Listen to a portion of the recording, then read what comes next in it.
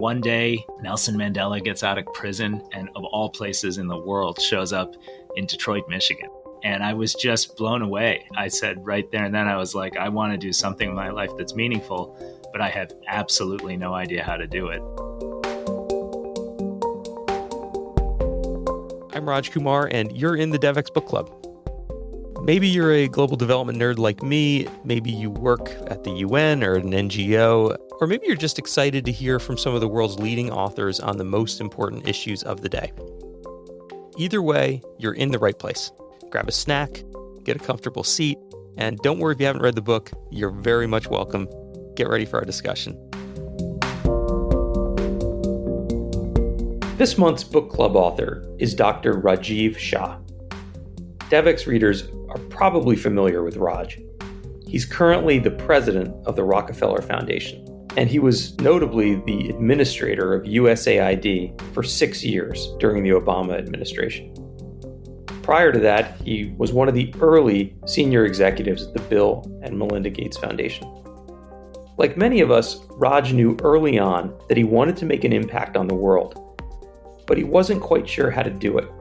His book, Big Bets: How Large-Scale Change Really Happens, opens with some of that early uncertainty. But as Raj writes in his book, that uncertainty was all part of an important realization he'd eventually come to. That large-scale change doesn't come from caution, but from what he calls a big bets philosophy, which says that it's only by trying to fundamentally solve, not just improve, pressing problems, that the world can truly be transformed. Hey, Raj, nice to see you. Hey, Raj, how are you? I'm doing great. This is going to be confusing. It'll be like Raj. It's like that scene in... No, what's the scene? That's that movie where they're like, doctor. It's like an old Chevy Chase movie, doctor. Yes. He's like in a medical tent. I know exactly what you mean. I can't remember the name of that movie, but I know what you mean. All we need is Raj Punjabi here, and actually, we can really okay, fill it so out. That would be the greatest podcast episode. Just find like 6 guys named Raj, and you have a media platform.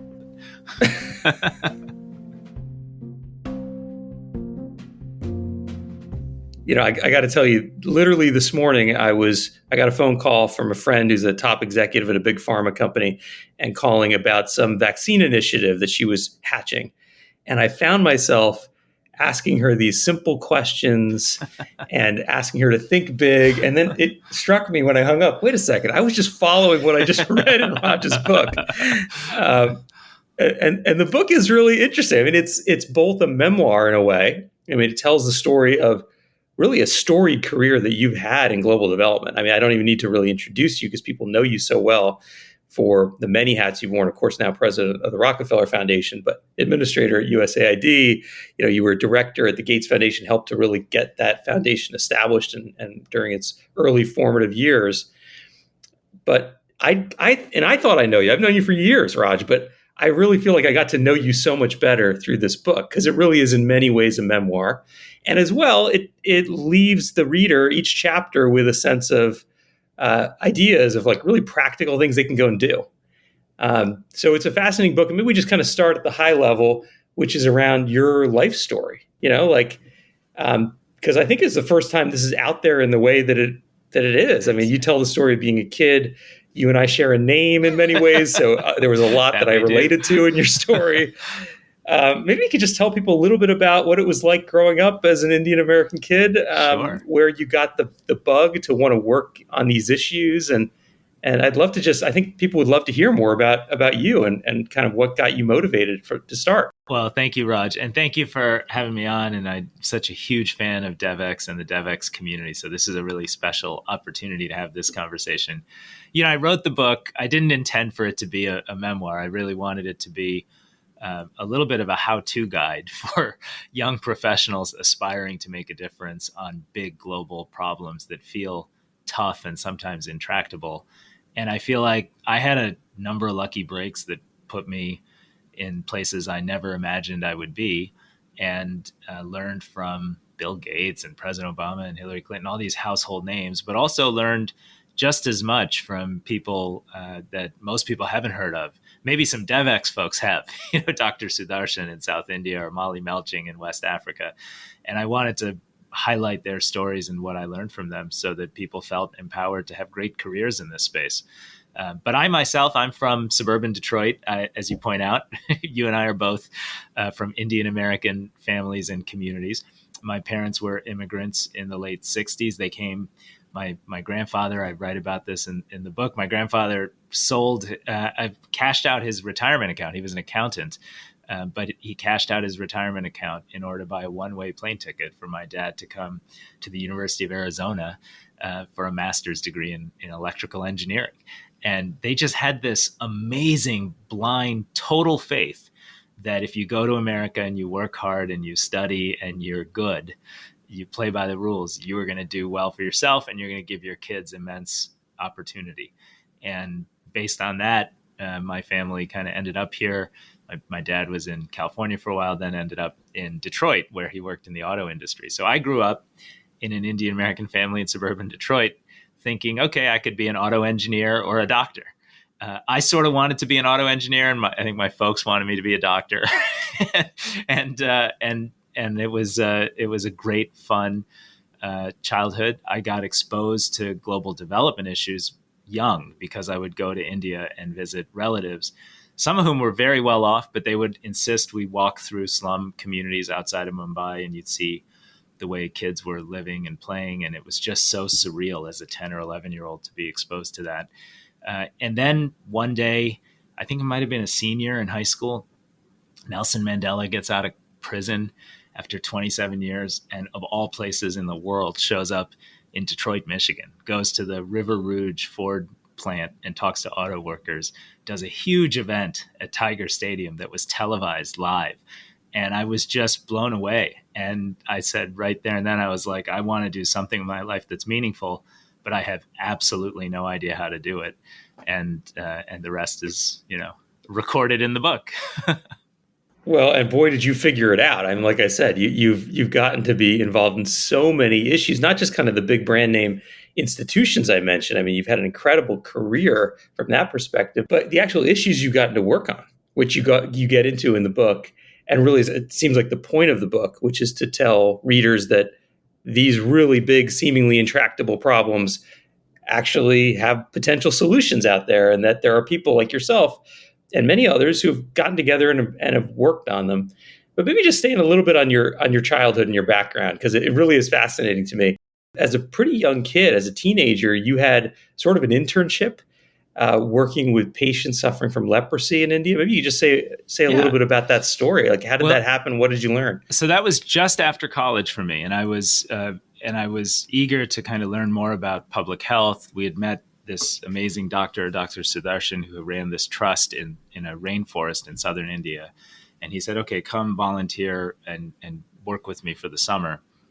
So I went, and I was like, by then I was full on idealistic, young Michigan graduate, and I was ready to change the world. And I arrived there thinking, okay, I got this. And the next thing I know, I'm in a rainforest in a small hut, which was my room, getting like chewed up by mosquitoes, going village by village with the staff and the medical support there, and going household by household, kind of screening for leprosy, but also screening for malnutrition and severe acute malnutrition, and taking kids who needed it back to the central clinic for targeted feeding programs and the like. And I sort of realized in that moment, like, Dr. Sudarshan's this amazing guy. He won the Right Livelihood Award. He's just salt of the earth, was a medical doctor who gave up everything and spent decades building trust with this local community, a tribal community called the Solaga. And he ended up eradicating leprosy in that area, transforming health and nutrition outcomes, and even creating livelihoods for people with honey making and candles and other small artifacts. But I realized in that moment that, okay, I'm not going to do this. I can't make this my life. Like, I need to live in a place where, in a modern environment that was very different than that, and just didn't have it in me to sacrifice. I mean, I went thinking I may never come back. Like, I'm going to be like this person. And I realized I want to do good. I want to do it at scale, but I don't have it in me to be the person on the front end who lives in a rural village for the rest of my life. I feel like so many young people who are thinking of a career in global development go through this challenging question. People tell me, I think I want to go to the field. I want to do the field work. And part of it is a little romantic. And you got to see the reality of it. And it's not always romantic, right? It's not always glamorous. And it is for some people. It is the right fit. But for you, it wasn't. And I think that's just, again, a very revealing little vignette that you have in the book. You ended up getting your medical degree, as you say, but it was a pretty short-lived medical career. I mean, after all that effort, getting the degree, talk about the decision to not go out and use it, what that might have been like with your family. How did you land on that All right. choice? Well, so look, I always was interested in politics, right? And I always wanted to be involved in social change and social action at scale. And so when I was in med school, I was highly distracted. I kept running to DC and volunteering on this and that. I worked for Ed Rendell I went to med school at Penn, so I worked in Philadelphia on a mayoral campaign. And I ended up applying 3 times to join Al Gore's presidential campaign as something I was going to do after I took my board exams. 3 times I got rejected. And so finally, Gore had to move his campaign, if you remember, from DC to Nashville, Tennessee. And I applied a final time, and they said, okay, now we'll take you. And so the day after my board exams, my now wife, then girlfriend, and I hopped in the car and drove 14 hours from Philly to Nashville, ended up in Al Gore's mother's best friend's pool house for the next 3 months while I learned what volunteering on a political campaign was like. And, that wasn't glamorous either. The role I had was pretty meager. I was mostly driving teenagers to the library, Nashville Public Library, to copy microfiche stories about Al Gore's early career because I was the only volunteer with a car and a license for that matter. And so it didn't feel that glamorous there either. But one thing led to another. As you know, we didn't go on to win that campaign, even though I'd argue we had more votes in Florida than our opponent. And I landed through relationships there working for Bill and Melinda Gates right when they were starting their foundation. And Bill and Melinda Gates, that foundation features a lot in the book. I mean, it seems like it was a pretty formative experience for you. Like you say that you grew up with an interest and a passion for politics, but it feels like just reading between the lines somewhat in the stories in those first few chapters of the book, it was at the foundation that you saw the power of politics, right? That if you bring together philanthropy and public policy, that you can do really big things.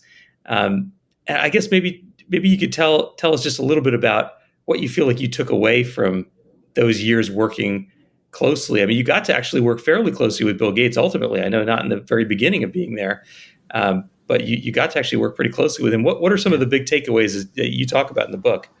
Well, honestly, the big takeaway for me was learning how to make big bets. And, whereas when I was in the village in southern India, it was going household to household and figuring out how to serve actual family. In the conference room in Seattle at the time, it was Bill and Melinda and Patty Stonecipher and now Sylvia Burwell, and just an all-star group of people, and me, the non-all-star at the table, sort of, trying to answer Bill's questions. And the first chapter of the book is called Ask a Simple Question, because he just kept asking, what does it take to vaccinate every child in the world? How much does it cost? And we kept going, bringing experts into the room who were like, look, it's too complex to answer that question. And it's more complex than that. You can't think about it that way. But Bill was insistent that if we didn't know how much it actually cost all in to vaccinate a single child, we couldn't possibly understand what resources were required to vaccinate 104 million kids born every year. And we couldn't possibly change global vaccination rates from roughly 60-ish% to, roughly 90-ish%, or, our target goal, and transform, human health and child health at scale. And so it would have been, the easy answer would have been, well, let's take the resources we have and do what we can. And the big bets mindset was, no, that's not enough. Like, tell me what it takes to solve inequity in childhood vaccinations and make sure that every one of these 104 million kids gets the full complement of available vaccines. And then we'll figure out how to generate those resources and those procurement mechanisms and that vaccine supply base and that human resource requirement to go out and achieve that goal. And, you know, even today, not every child on Earth gets vaccinated, and there still are too many children that die of vaccine preventable diseases. But 980 million vaccinations later, we know that that effort, the Vaccine Alliance, has saved more than 16 million lives. And I credit that with not just Bill and Melinda, but an entire global community coming together and saying, let's do this in a big, determined way, and let's make a big bet and see it through. I mean, there have been incredible successes from that way of thinking, and that's a great example. But it does feel like that approach gets some pushback these days, right? There are people, I'm thinking about the effective altruist community, and this idea that you can kind of measure. You have the, dollies are mentioned a lot in the book, and you talk about kind of doing the math, and figuring out what is the return on investment from doing something like investing in vaccines. But it seems like when I talk to people in our field, there's a bit of a tension there. Some people are really attracted to that approach. Certainly, people at the Gates Foundation. A lot of other foundations, I think, have tried to align with that worldview too. But there are others who think this is a very technocratic approach. It's kind of like the McKinsey consultants coming in and it's losing a sense of what really happens, how change really happens on the ground, change that's locally rooted in communities. And I guess I wonder how you think about that tension. And do you think there is a dichotomy there, or is the way we're debating this issue maybe the wrong way to look at it? Yeah, I think the debate is a little misguided. I acknowledge that it's out there and it's been out there for a while. But, at the end of the day, a big bet is not really about a technocratic solution or only doing what you can measure. It's a mindset that says if you're going to try to tackle a big global problem, come up with a way to solve that problem. And that, in the book, I talk about 3 core elements of a big bet. One is finding fresh, innovative solutions. Like often we try to take the solutions we have or have had for decades and just scale them. And usually if they haven't scaled for decades, there's some reason for that. And there's much more space, as you guys have promoted at DevEx for sure, for innovation and fresh invention in the field of development. So it's really a call for fresh, innovative solutions. Then there's a call for unlikely partnerships and alliances. We often in this field, more than most, spend time with each other, right? We love ourselves and our fellow travelers. And sometimes getting to success actually means doing a deal with, at the time, vaccine companies in southern India who were small volume producers and needed to become large volume producers. Sometimes I write in the book about different humanitarian efforts that relied on the Somalia famine of 2011, when we called in Cargill and asked them to make a major donation at the port of Mogadishu because of Greg Page, who was the CEO at the time, and a relationship there and a real commitment to be part of the solution. And then the third big component is measuring results. And you're right, we shouldn't just focus on things that are easily measurable. But if we don't measure results, we really have a hard time delivering impact consistently over time.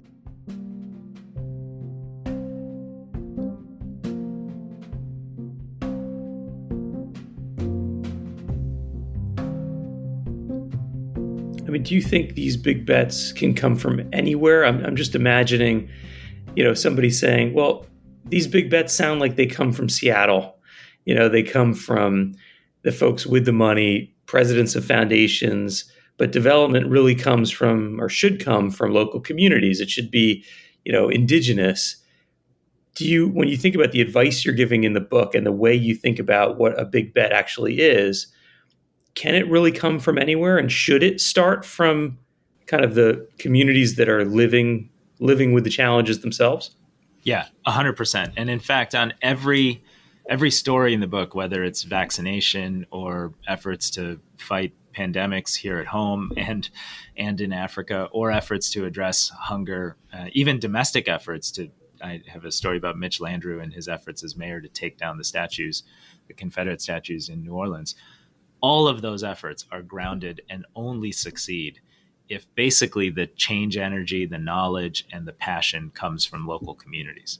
And the key is tapping into that and lifting that passion up and connecting it to those of others so that it can go beyond that. The impact can go beyond that community. You look even vaccinations, which sound like you can design a strategy somewhere else. I mean, most of the progress in West Africa is crafted in some early initiatives with a wonderful local health minister in Senegal and Tostan, Molly Melching's NGO, that actually had built a lot of local community trust with tribal leaders because they embarked on a big effort to reduce the prevalence of female genital cutting in a culturally sensitive and appropriate way. So they had that trust. And then they said, okay, how do we get these village elders to promote childhood vaccination and polio eradication for kids in these communities? And they created a roadmap that we were able to expand and follow. So without question, the solutions have to come from local communities. The passion for it has to come from there. And it would be, I mean, this was true when I ran USAID. You don't get to design the answers in Washington or Seattle or New York. But you can kind of use your role at those institutions that have resources and have people and have a voice to insist on people aspiring to actually solve problems comprehensively, as opposed to just doing a little bit of good enough because it feels good to do. And the book is filled with examples like this. I love the Tostan example, but there's many others which I think just really help to illuminate like what's possible, which is, it's kind of a good moment for this book. And I want to get to a question on this because, right now there's a lot of pessimism, I think, in our community. We just had the UN General Assembly recently. Everybody from the Secretary General on down, there's a lot of doom and gloom, and it's hard to argue with it. It does feel like things are falling apart in many ways. And I guess you could look at the career you've had, the issues you've worked on, and say, well, Raj got to work in the golden era of global development. Of course you believe in big bets. Like you were around when Gavi was started. You helped to create it in a way. You were around when the U.S. government could do things like PEPFAR and MCC, and now we're in a very different moment. It feels like we are anyway. And I guess, what would you say to somebody who says, yeah, that big bets worked in the past, but this is not the moment for big bets. We don't have the financial support in the West. We've got geopolitical challenges with China. We got climate. Like we can barely take one step in front of the other. Why are we going to think about these really big, maybe unrealistic bets? So I really firmly believe, and wrote the book because I think the opposite is true.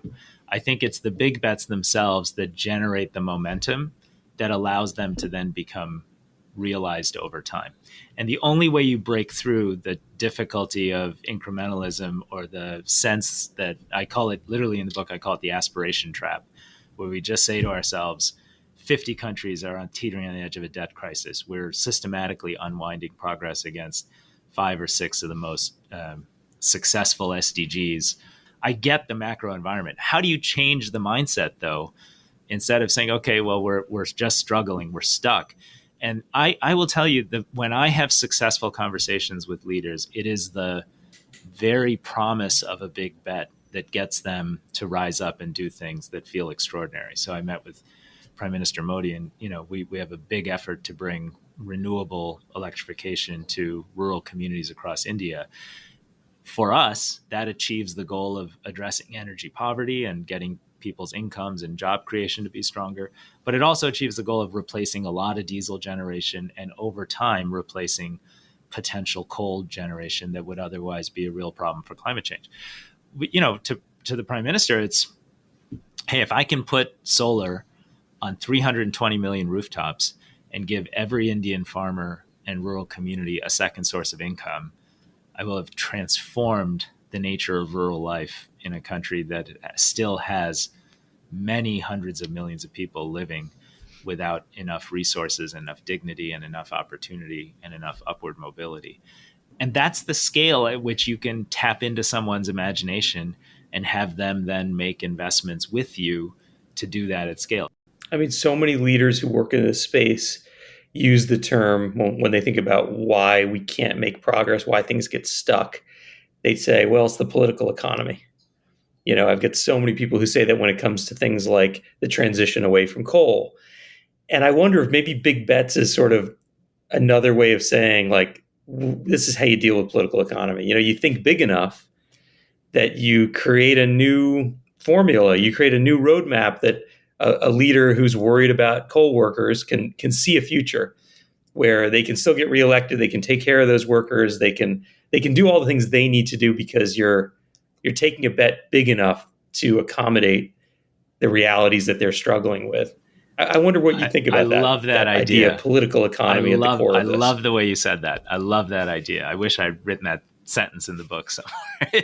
I think you're exactly right. I think it is. Hillary Clinton used to say privately, we always have to be careful that we don't major in the minors. It's like you have to imagine success at scale and then motivate people to do the things they have to do to get there. And I think you're exactly right. I think you cannot break through political economy without a big enough vision that taps into the hearts and minds and aspirations of those leaders, not just in politics, but also in the private sector and in these international organizations that are so important to many of these efforts. So it's just a way of getting people motivated. And, think about, I write in the book about a couple of big kind of disasters that required a unique moral response: the Haiti earthquake, the Ebola crisis of 2014, the Somalia famine of 2011. It's in that moment that people really believe we have to do whatever it takes to succeed, right? It's in that moment when President Obama says, don't worry about the budget. Don't worry about, resource constraints in the military.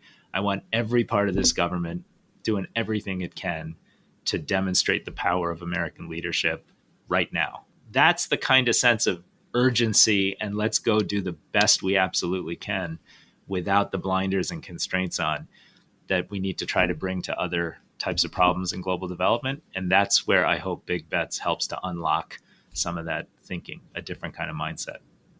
Yeah, I was really interested with that chapter when you talked about it, because when I originally thought about big bets and I read, some of the other chapters, I didn't think of a humanitarian situation as an opportunity for a big bet. But then, you're reminding me of your former colleague in the Obama years, Rahm Emanuel, who I think used to say, never waste a good crisis. And in some ways, yeah, the crisis itself can be galvanizing and can allow for a bigger picture vision.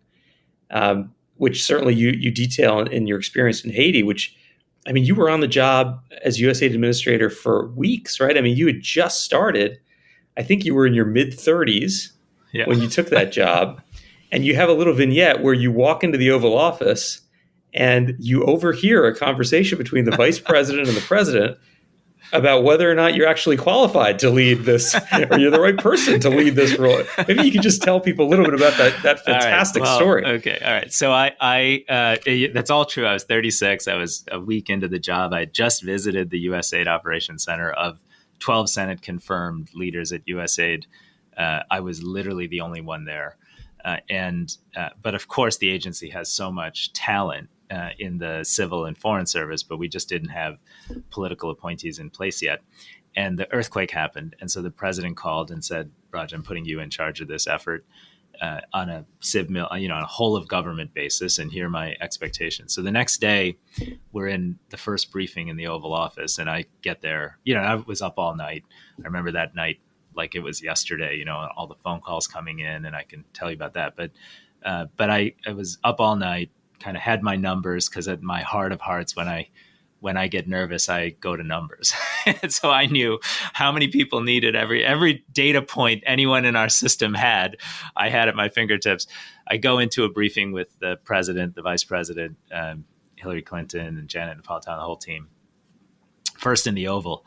And I get there and no one else is there because I was a few minutes early, and they're like, oh, go on in. And it was only my second or third visit to the Oval Office during the administration, because I was so new on that job. And the president's looking the other way, and so is the Vice President Biden. And Biden is saying to Obama, are you sure about this guy, Raj? He's in his 30s and he hadn't done this before. And then the president kind of saw me come in. And so they turned around and came over and he's like, Raj, great to see you. Sit down. But I heard the phrase and I was so nervous. And I feel like I can tell the story because I went on to really benefit from, admire, and consider both extraordinary mentors and Vice President Biden and now President Biden, of course, someone who supports Shivam and our whole family on so many different occasions. And I feel very close to them. So I feel like I can tell the story. But in that moment, I was terrified. The world is facing an unprecedented global food crisis. Here at DevEx, we're following the state of food insecurity around the world and the solutions that are needed to overcome it. I'm Teresa Welsh, senior reporter, and I'm also the author of DevEx Dish, a free weekly newsletter bringing you a comprehensive look at everything that matters in the world of food. Each Wednesday, DevEx Dish will be your guide through the interlocking policy, infrastructure, climate, agriculture, nutrition, and human rights issues remaking the way food is grown and distributed. Visit devex.com/newsletters to subscribe and get your weekly update on the race for a sustainable global food system. One thing I wonder about, because localization is so much on the minds of people who are in the global development community, certainly the USAID community, you're one of the architects of it. You had something back when you were administrator that you called USAID Forward. You were really trying to, modernize the agency and think about how do you get more of the work of the agency to be locally rooted. That effort has continued now over many years now. The current administrator, Samantha Power, it's a big focus of hers. Do you think of localization as a kind of a big bet?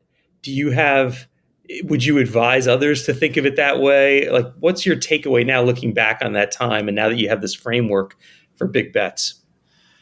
Well, looking back on that time, I'm not sure I would. We made some real progress in some areas. We advanced food aid reform and made that much more local in terms of by percentage. And we did change the percentage of USAID funding that went to local partners and local NGOs and local collaborators. But I don't think it was fast enough. It wasn't broad enough. And we were quite constrained in what we could do in that context. So I don't kind of call it a major success. I do think of it as a strong intention and something from which I learned a lot. What I learned is I think there would be a lot of value to thinking of local capacity development through direct support as a big bet. There are lots of innovators in the emerging economies in which development community partners work, and lifting up and providing capital to those innovators is a big part of building their capacity. And way too much of our capacity building is providing capital to DC or European or US based entities and asking them to train others as opposed to investing in others to let them grow and maybe succeed or fail, but to give them a chance to build the capacity and learn how to grow and lead. So I think that would be an appropriate big bet. And I think it would require setting, bold targets on deadlines and building unique alliances to get there.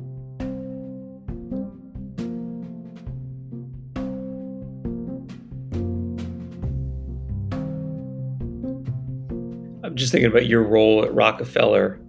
Rockefeller is a really fascinating institution because, it's huge, but it used to be like the biggest. And now there are so many others, including Gates, where you were so instrumental in the early days, that are just far, far bigger. But Rockefeller retains incredible influence, and people always say, well, what's Rockefeller doing? People are looking to you. And there's this idea in philanthropy, which is literally known as big bet philanthropy. And I guess I wonder, do you ascribe to that idea and is that what you've done or where you're taking Rockefeller? Is it in the direction of doing big bet philanthropy? I think absolutely. I ascribe at least to my interpretation of that idea. And as you can tell, and yes, we try to do that.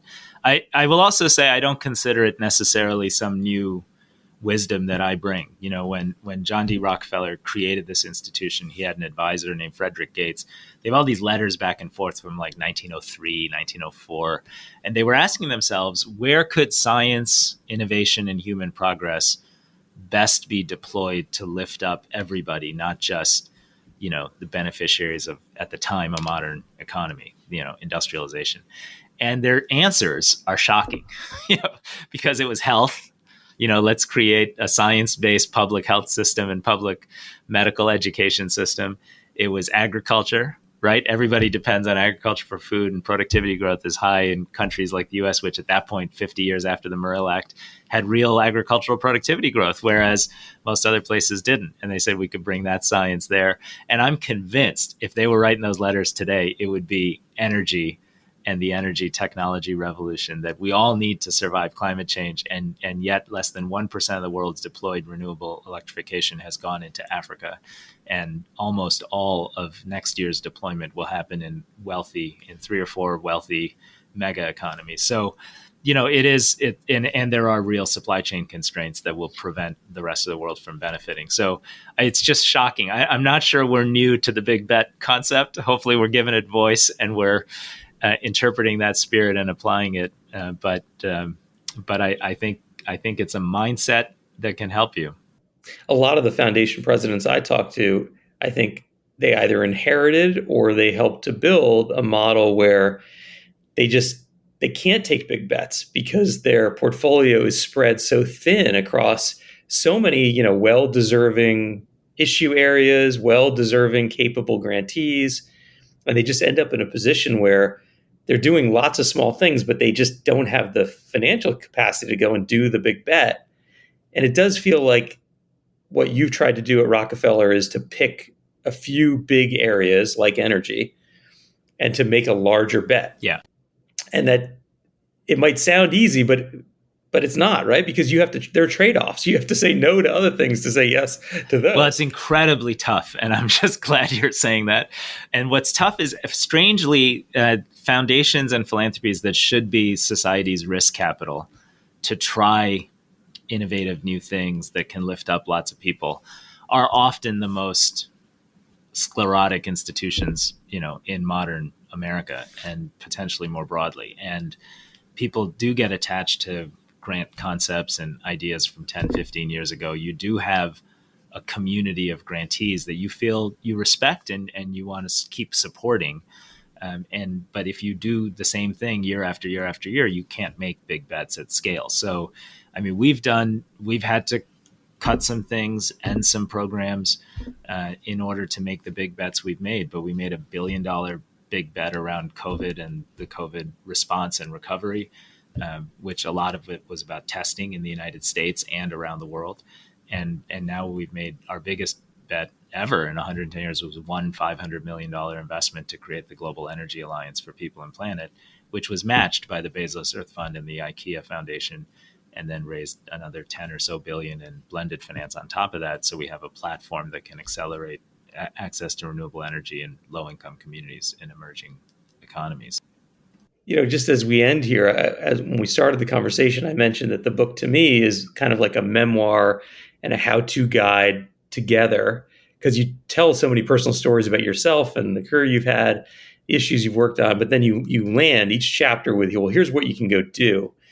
And my question in some ways is selfish as a parent to 2 young kids, but I wonder how you think about the next generation, right? People listening to this who work on these kinds of issues maybe had experiences like yours, maybe something similar. Maybe they were in the Peace Corps, but they got to see up close and personal the iniquity in the world, the challenges in the world. They want their kids to get it and to maybe go off one day and do something also that's going to have impact. You talk about in the book, you grew up kind of thinking, do I want to be a saint? Like that, you met like the doctor in India, like these people doing incredible work that are very self-sacrificial, or do you want to be a political leader? Like what's the thing for you? You've got 3 kids. Like, how do you think about this for the next generation and as a dad? Well, in many ways, I wrote this book for them. I'm hoping they're going to read it. They've all committed to do so, but they're not like jumping out of their seat to go grab a copy. So, I would say to anyone listening, please buy the book, give a copy to any of your kids.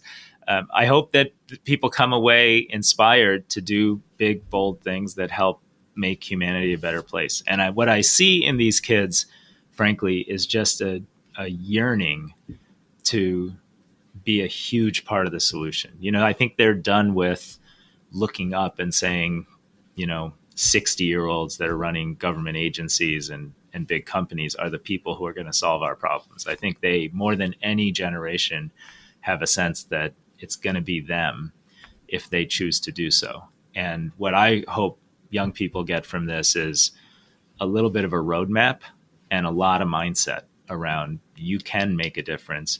You can, aspire to be transformational at scale.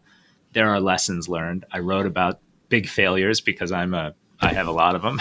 And I felt that was the only way to be honest about the fact that this doesn't always work and you're not, and you just have to own that.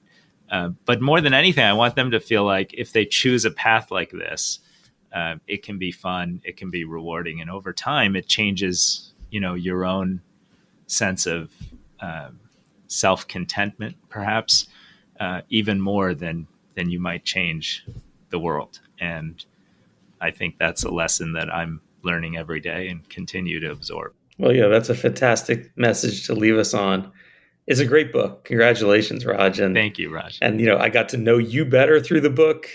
I feel like I got to gave me a chance to reflect on a lot of the issues and themes we report about at DevX all the time, but just to see it in a different way and to hear that kind of bird's eye view of how some of these things came together.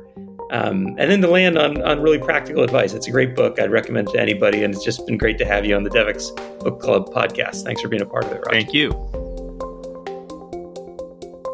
Dr. Rajiv Shah is the president of the Rockefeller Foundation and the author of Big Bets: How Large-Scale Change Really Happens. You can follow him on social media at Raj Shah. Thank you all for joining. If you like the podcast, please share with your friends and give us 5 stars.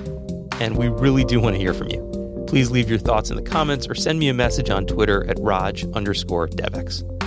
To learn what we're reading next, make suggestions for future guests, or submit questions for authors, be sure to sign up for our DevX Book Club mailing list, which you can find in the description of the show wherever you're listening to this. If you care about global development issues and you want the latest news, don't forget to subscribe to the DevX Newswire at the link in the comments, where you'll get the day's top global development breaking news, analysis, and opinion, as well as the date of the next book club. Until then, do good out there, and thanks for joining.